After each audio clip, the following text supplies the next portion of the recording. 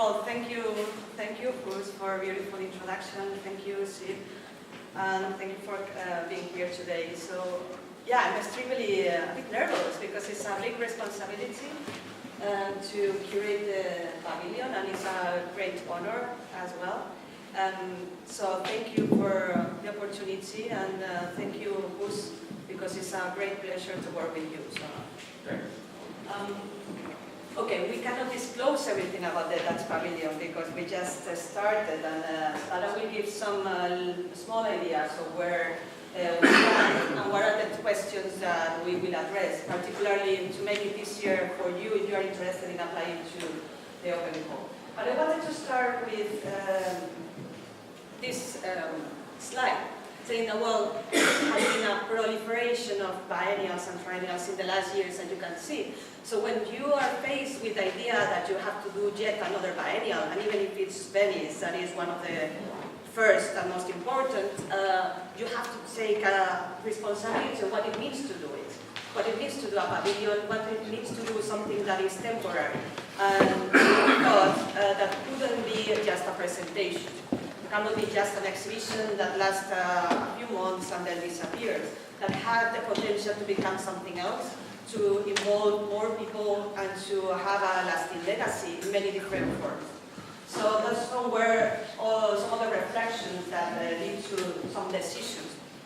In that sense, we imagine that this is a collaborative project, and I have to thank the team that is already working, the team from the New Institute, but also the team from the Stimulated Funds, and the people who is already working on the question, and the people who will join during all these months, and I hope will take it further after the biennial around this theme.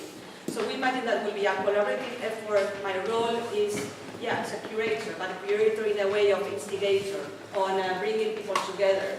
But ultimately, the responsibility also and the beauty of bringing all different voices together, we will do it collectively.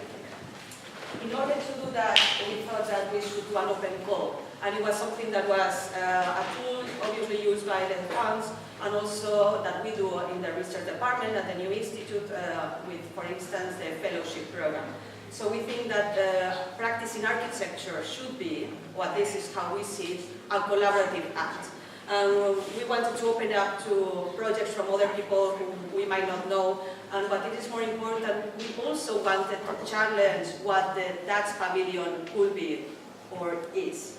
And that's why maybe if you read the call for proposals for the extended program, it was a bit ambiguous sometimes. We can clarify some questions, but that ambiguity was also deliberate. Why? Because we should rethink what the Dutch Pavilion is. In a way, we always now refer to the Ribbon Pavilion to refer to that building, but when we refer to the Dutch Pavilion, we imagine that it could go beyond those walls, could expand to other places, could go beyond also the time frame of the biennial. Could start now, as we will have, because we will have Lara and Floris to reflect on these questions already, but could also expand after the closing of the pavilion. So in that sense, it's a quest. We are asking you also to help us to imagine what the Dutch Pavilion could be for this edition, but maybe for the future ones. And yeah, the theme, so work, body, and leisure. With this theme, we try to address the spatial arrangements, living conditions, and notions of the human body that are engendered by disruptive changes in labor, ethos, and conditions, and also to take this opportunity to reflect on the responsibility of architects in imagining and taking responsibility on the emerging technologies of automation. I'm going to start by saying, if you imagine that the Dutch Pavilion will be full of robots, you will be very disappointed, because it's not going to happen. We think that these questions connected to labor, to work and leisure are connected to architecture, but have been happening in many different ways across time. Not only connected to the latest technologies, we will play a role, but not only. We also wanted to respond to the theme, the general theme of the Venice Biennale, which is free space. And Farrell and McNamara, the general curators, position free space as this idea that is architecture is a generous practice that should be designed around the question of the human body, and also we should address the spatial qualities or the most primordial qualities of architecture, like light and air and free space. Whereas we understand and also support this positive stance and this beauty and this positive idea of an architecture, we also believe that it's seemingly apolitical in a way, or at least how it is formulated.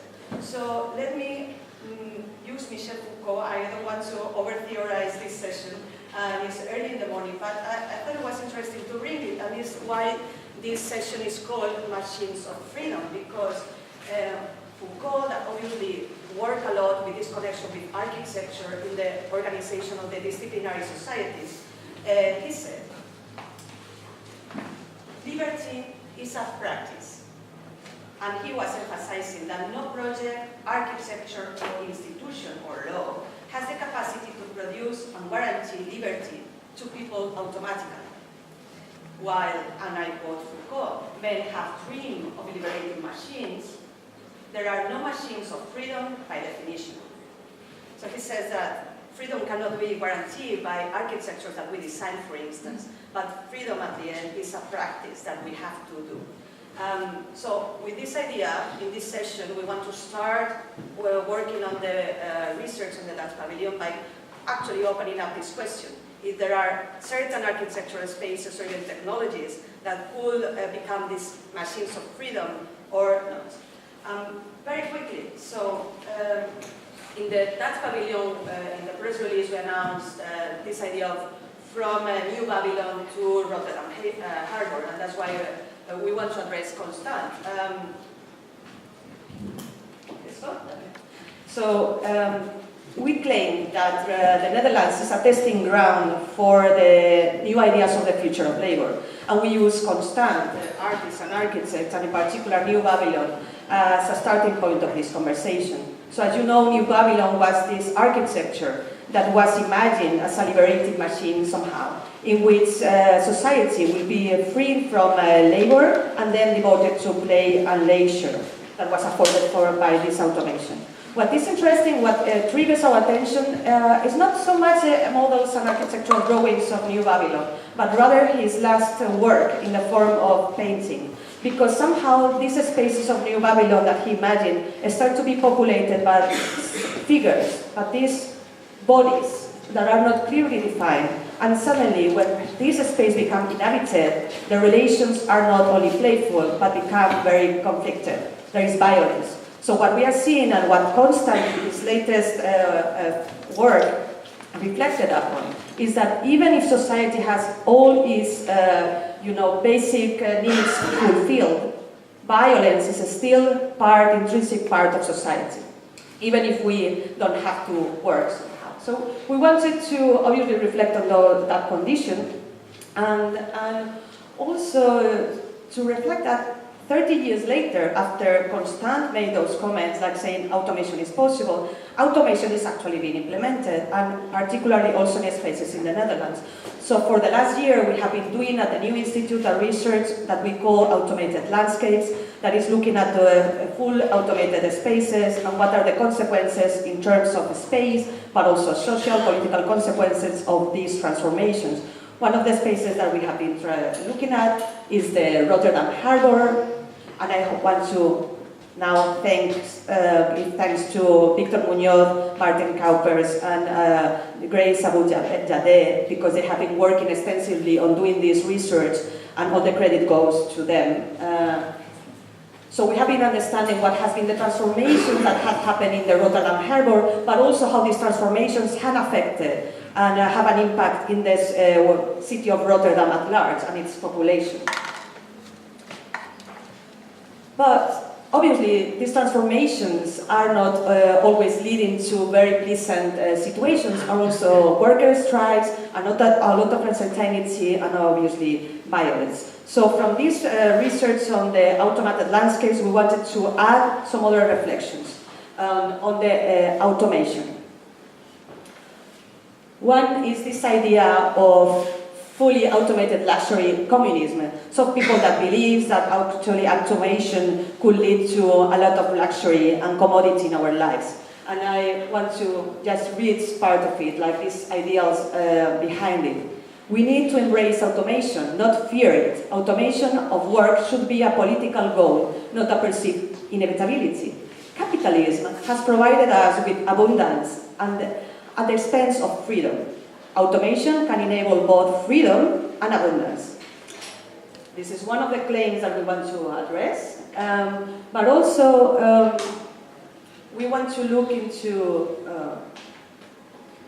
these other conditions in which bodies and machines are intertwined. So what is the spatial arrangements and protocols by which man and machine are working together? And obviously there are these historical images, but also these ones that are new, and workers actually being automated in factories in Shenzhen, in which automation is not so much only about robots, but also the protocols that workers follow in the assembly line.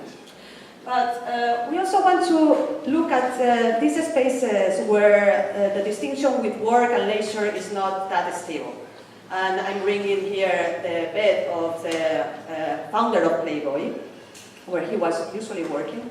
And obviously we talk about bed, leisure, and work. There are certain questions that we probably will address also in the pavilion. Some of them are architectural typologies that are very connected to the Netherlands. But also, we want to address how different evolving notions on labor have categorized and defined different understandings of bodies at particular moments in time. And yeah, this is a quite difficult image, but I think it's important to show it with all the respect. So we want to discuss the legal, cultural, and technical infrastructure that enable the exploitation of these works. Obviously, there are architectures at play in many different ways, spatial arrangements. Not so all the structures, but also how modernism also thought about automation, bodies, and labor around leisure through other constructions, for instance, of gender. And more recently, ideas about what is that the body that is at the forefront of these ideas about data, electrification, and how this distinction of the human body and its own representation in data are challenging the way in which also we understand labor. So these are just like little pills of our current thoughts, and probably over the months we will be disclosing more information, but I would just like to put on the table some questions. But today, more importantly, we wanted to have the opportunity to reflect on some of these questions, in particular in how these changes in labor conditions could be addressed through urban policies, how architects, urban planners could have a look into these questions and maybe intervene on them. And that's why we wanted to have Floris Alkemade, the Chief Government Architect. So thank you so much, Floris, for being here today. And also Lara Schrijver is Professor of Architecture at the University of Antwerp. And her amazing research on architecture, and we thought that her expertise also in questions of utopian architecture, and in particular the work of Constant in New Babylon, she could also expand those notions. So I'm very, very grateful to both of you for being here today and help us to expand this notion and this conversation. So with no more delay, I want to invite Floris Alkemade to the stage. Thank you so much.